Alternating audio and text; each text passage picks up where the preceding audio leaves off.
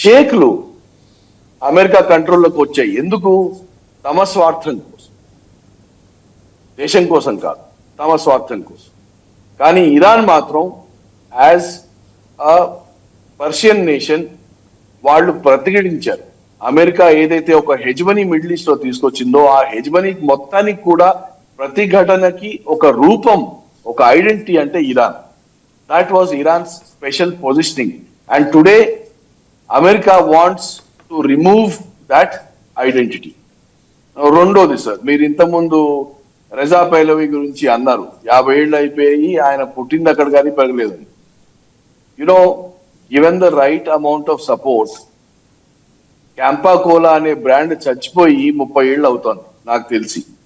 కానీ అంబానీ గారు వచ్చి దాని వెనుక ఒక 100 కోట్లు పెడితే క్యాంపా కోలాని అందరు మళ్ళీ క్యాంపా కోలా అనడం మొదలు పెట్టారు, తాగడం మొదలు పెట్టారు.